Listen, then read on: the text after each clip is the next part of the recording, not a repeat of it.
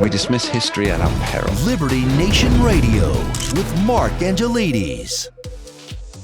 In the words of the Limbo Kings, how low can you go? Well, that's a question Democrats and their supporters in the Fourth Estate must be asking themselves of President Biden's approval ratings. Not only is Biden heavily unfavored to run again in 2024 by his own party, but it also seems that on just about every issue of importance, the so-called kitchen table issues, Democrats are pacing well behind the GOP in who can handle them best. So what are the latest figures and what's behind this precipitous decline? Well, we're joined by author and podcaster, Mr. Jeff Charles, to find those oft-elusive root causes. Thanks for being here, Jeff. Yeah, thanks for having me on. So what are the latest figures for Joe Biden, Jeff? And does the trend suggest that they're going to get better or worse? It's not looking good for him, Mark. Right now, the latest NBC News poll has his approval rating at a dismal 42%. His disapproval is at 54%. And to give a comparison, these are Trump-like numbers because Trump was at the same place during his presidency. The difference, though, is that Trump didn't enjoy the protection of the media and the media's willingness to cover up for a lot of the things that he's mishandled. I think this is about as good as it's going to get for Biden. I don't see his numbers going up very significantly, if at all. I think it's possible that they will even get worse because even in the past, there were polls showing him at like 38 or 39%. I think this is where it's going to sit for a while. Okay, but it's not just Joe Biden, though, is it? Democrats, when compared to the GOP, they're falling behind on just about every major issue, from COVID, dealing with COVID, to schools, to the all-important economy questions. Now, how is this possible when the Democrats, they control the executive and legislative branches? Well, it's because even though they control both chambers of Congress and the White House, they're not getting anything done. I mean, they are in desperate need of a win, and they're just not getting it now. That same NBC News poll also showed that 7 in 10 adults, that's 70%, including almost half of Democrats, believe that the nation is headed in the wrong direction. So this is a bad mark for Biden, but also for Democrats in general. I mean, they haven't passed any significant legislation since the coronavirus relief bill. And on other issues, they're polling badly. Like critical race theory is not polling well. As far as vaccine mandates, that's more of a mixed bag. Some are showing that the majority of Americans favor them, but even the ones that show that Americans favor vaccine mandates, it's a thin margin. It's not overwhelming. When it comes to the economy and the migrant crisis, he's pulled horribly on this. Most people think that he has mishandled pretty much any problem this administration has been presented with, they have mishandled.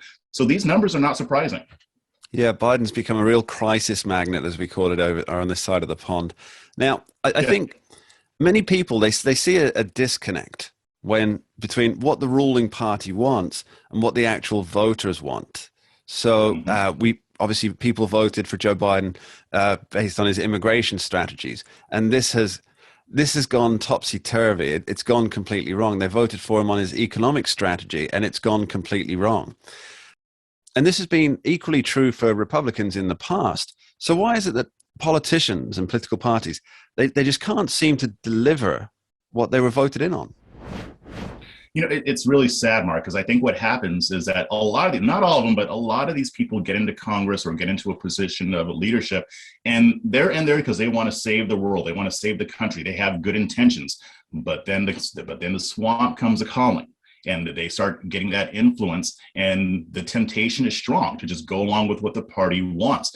I mean, if you look at what's happening with Kyrsten Sinema and Joe Manchin, people like them, they're standing on principles. Whether you agree with them or not, they're standing on principles, and look at how the party is treating them. But Manchin and Sinema are trying to represent the interests of their constituents. Unfortunately, we have lost a lot of that. And it's not just Democrats, it happens on the Republican side too. There are very few principled lawmakers in Congress because of the influence of the swamp and the parties that have their own agenda that doesn't necessarily reflect what their constituents are voting on. Well, speaking of Congress, the congressional elections, which obviously we often call the midterms, they're just a year away. Now, what can Joe Biden and his party do to stave off the almost certain defeat that they're facing? Or is it just the repetitive tides of history that mean they're going to lose the majorities? And there's really not much they can do at all. What are your thoughts? Yeah, the odds are not in their favor, Mark. And at this point, I don't think that there is anything that they can do. I've been saying that the only possible way is if they get a win like right now. It's going to be like if they get a major win and it's, a few months to the midterms, they're still going to lose. They need to be able to go to the constituents and say, hey, this is what we got done. Keep us in office and we'll do more. Jeff, I'm interested in the media angle here. So as you mentioned earlier, they're very much protective. They've built a protective fence around Joe Biden. And for the last 10 months, it's been a case of either look the other way or deflect or distract when Biden adds yet another crisis to his repertoire. But the cracks, they are starting to show. So how do you think the Fourth Estate will justify their previous coverage?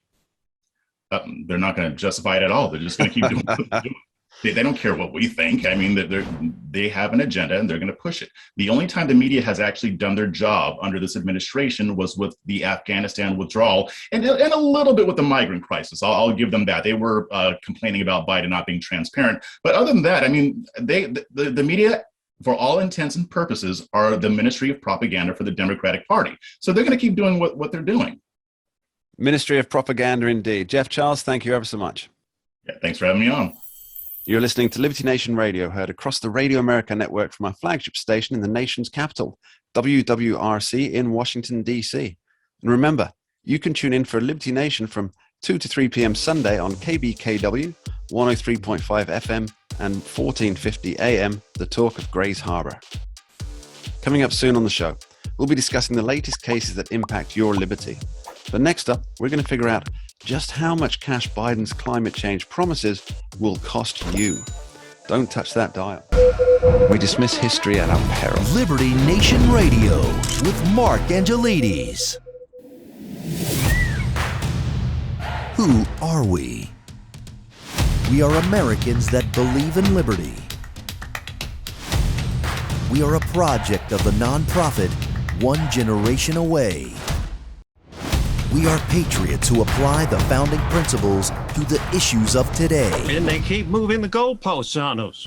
We are educators and commentators who love America and the Constitution. Who are we? We are Liberty Nation.